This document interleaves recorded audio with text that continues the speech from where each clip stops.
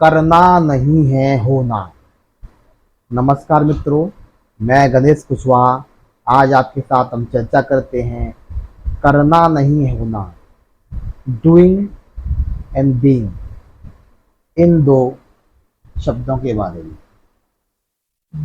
Doing, करना, करने से हमारा जो तात्पर्य होता है कि हम कोई भी जब एक्शन लेते हैं अपनी लाइफ में, कोई भी जब हम क्रियाकलाप करते हैं किसी उद्देश्य की पूर्ति के लिए, तो उसे हम करना कहते हैं। जैसे कि जॉब करना, जब हम नौकरी करते हैं तो किसी उद्देश्य के तहत पैसा कमाने के लिए, जीवन यापन के लिए नौकरी करते हैं। लेकिन जब हम खेलते हैं तो खेलने में भी हमारी ऊर्जा जाती है, समय जाता है, एफर्ट जाता है, लेकिन वहां पर हम उसे एंजॉय करते हैं।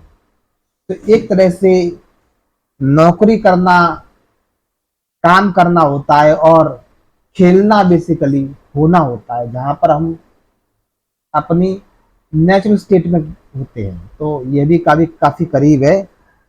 इसके साथ ही करने का तात्पर्य किसी उद्देश्य से होता है, किसी फल की इच्छा से होता है। होने का तात्पर्य किसी उद्देश्य के तहत नहीं होता है। जो हम नेचुरली होते हैं, जो हम प्राकृतिक रूप से जिस स्थिति में होते हैं, जिसे हम एंजॉय करते हैं, तो वहां पर होना होता है। तो करने से हमारा नॉर्मली तात्पर्य होता है कुछ उठक बैठक, कुछ कूदना, कुछ फाड़ना, कुछ हिलना, कुछ डुलना, कुछ मोशन करना। तो ऐसा जब हम स्थिति में होते हैं तो उसे करना बोलते हैं। लेकिन इसके अपोजिट जब हम आराम कर रहे होते हैं, रिलैक्स कर रहे होते हैं, सो रहे होते हैं, इसको हम बोलते हैं न करना, यानी कि होना।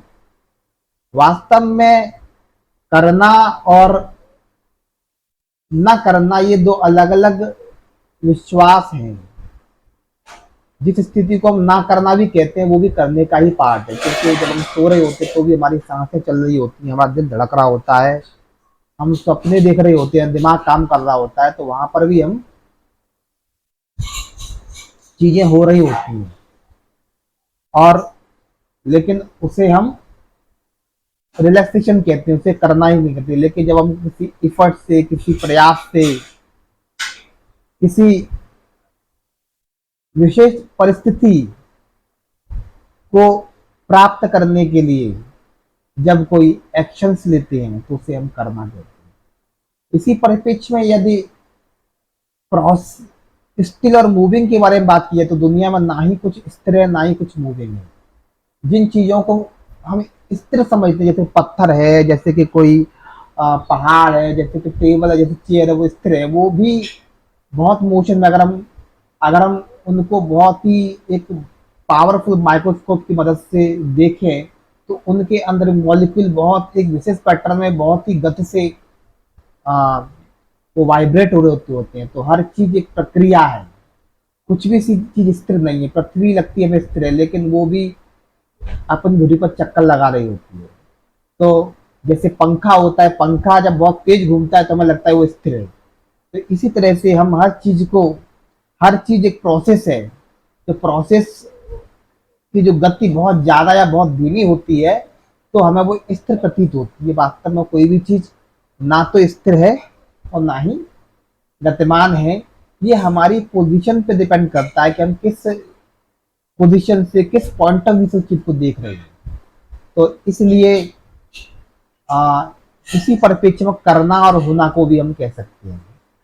जिसको हम करना कहते हैं वो वास्तव में होना भी हो सकता है, और जिसे हम होना कहते हैं वह करना हो सकता है। तो इसीलिए यह बात बड़ी मीनिंगफुल है कि बुद्धिमान लोग अपने काम को खेल बना लेते हैं और बेवकूफ लोग खेल को भी काम समझ के पीड़ित होते रहते हैं।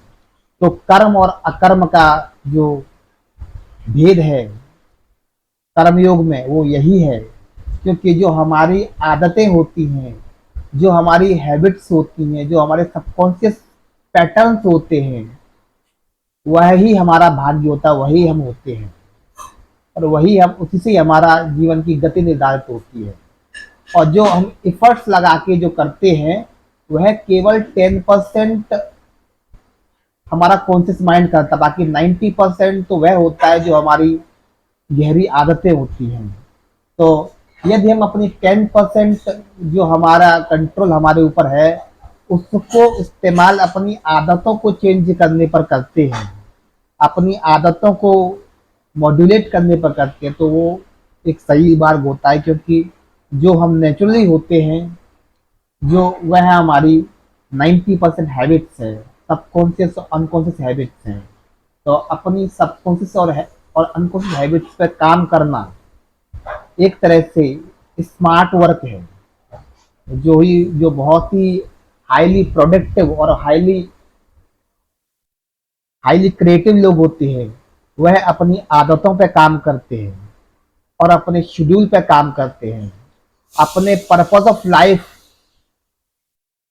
उस पर काम करते हैं, और पर्पस लाइफ से लॉन्ग टर्म गोल बनाते हैं। लॉन्ग टर्म गोल्स बनाने के बाद में फिर शॉर्ट टर्म गोल्स बनाते हैं, फिर आने वाले महीने के, आने वाले कल के गोल्स बनाते हैं। इस तरह से उनका पूरा जो लाइफ है अलाइंड होता है। इसलिए भगवान कृष्ण ने गीता में कहा है, योगस्थ कुरु कर्माणि संग तय कृत्वा धनंजय सिद्धय सिद्धे समभूत्वा समत्वम योग उच्यते। यानी कि योग, हर काम को योगस्थ होके, ध्यानस्थ होके करना है, और सिद्ध और असिद्ध, सफलता असफलता को, दोनों को समभाव, एक समान देखना होता है, डिकेट भाव देखना होता है, और इस समत्व के भाव को योग कहा जाता है। इसलिए जो हाईली प्रोडक्टिव, हाईली क्रिएटिव लोग होते हैं, वह अपने हर कार्य को समभाव से ही देखते हैं।